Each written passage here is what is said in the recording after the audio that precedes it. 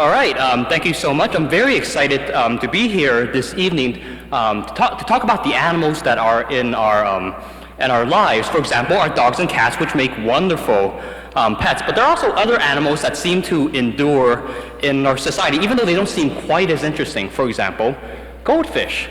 Now, goldfish is an animal that's known to perish quite easily. They have fragile lifespans. I mean, they sometimes even don't make it all the way home from the pet store. So, and as I have investigated, there's a very important evolutionary reason for this that actually affect this quite significantly. As I will explain to you, cats have actually co-evolved with us to teach mortality lessons to our children.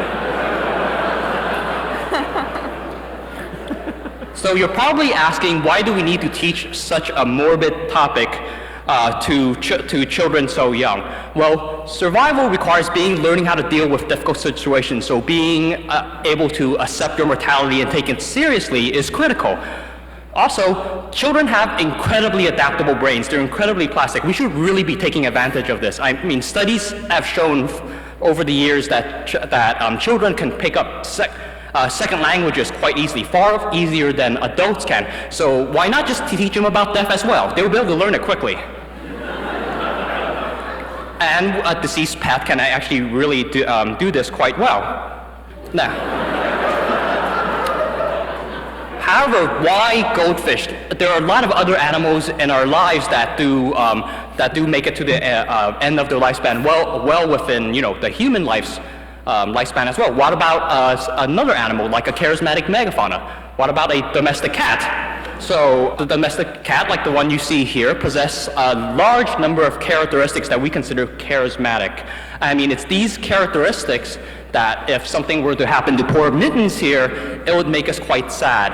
And this strong emotional response is strong regardless of our age. However, it is much too strong for children. Our goal is to jumpstart their lessons in learning about death and mortality, not to traumatize them. And cats are simply much too charismatic. Yeah.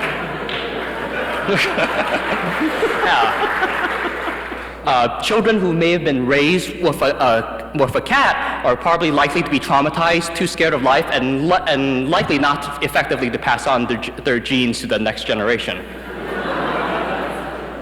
However, what about an uncharismatic animal instead? So essentially an opposite of a cat. What about the naked mole rat?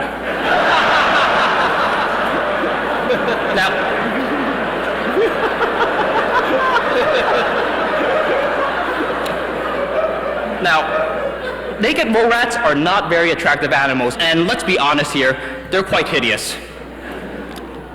Oh. I mean, a naked mole rat's demise will not elicit enough of an emotional response to children for them to effectively learn anything. And these children will not be able to take their own mortality seriously and are at risk of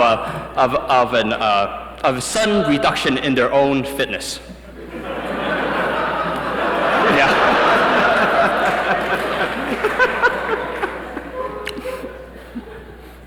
Okay, so if either extreme of this charisma spectrum is unsuitable, we need something that's in the middle, that's not too great, not too little, an intermediately charismatic animal, like the goldfish.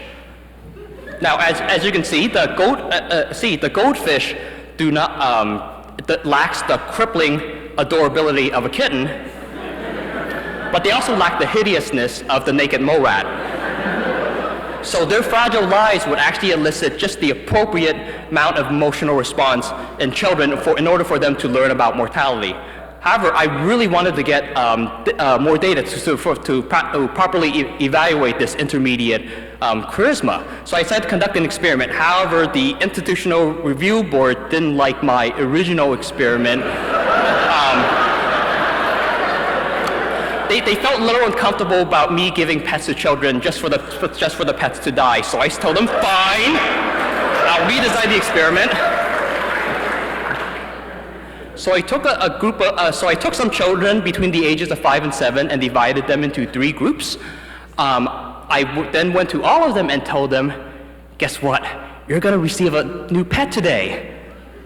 And then a few minutes later, I pretended to get a phone call telling me some bad news, which I would convey to the children, telling them that the pet just died, and then showing them a picture of the appropriate animal.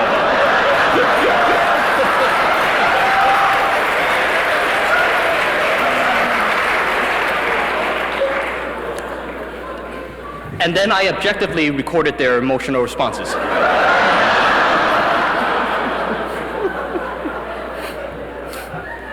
Sad.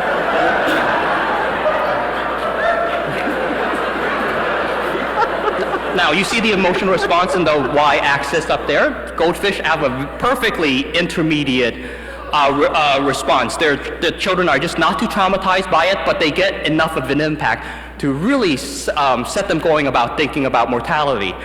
For the naked mole rat, the emotional response is so low, it's practically, it is a statistical anomaly.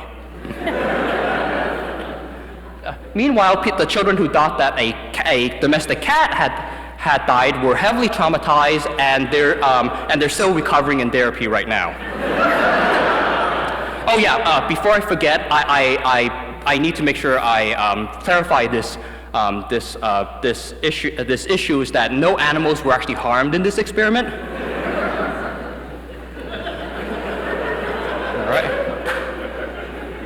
All right, so we rarely see data this clean in science.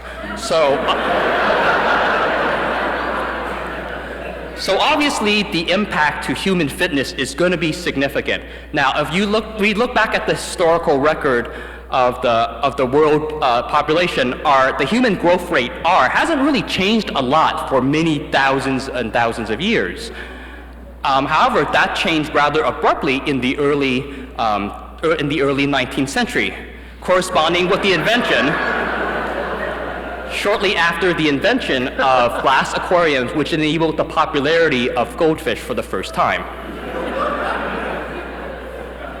Now, this dramatic impact, it has to be more than mere correlation.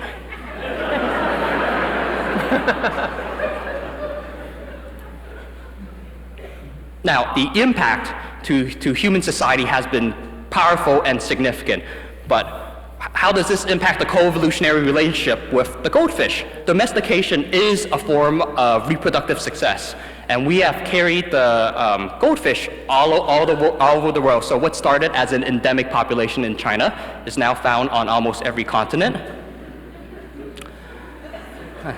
So that makes goldfish one of the most successful animals on the planet, far more successful than other animals such as the highly charismatic but highly endangered panda. Oh. Which brings up a very important implication of my work. Now, pandas, their charisma is not actually doing them any favors. Their population is only in the mere thousands, fractions of what it used to be. So if we can reduce their apparent charisma, we will be able to increase their fitness and reproductive success and be able to save pandas and many other animals from extinction. All right, thank you.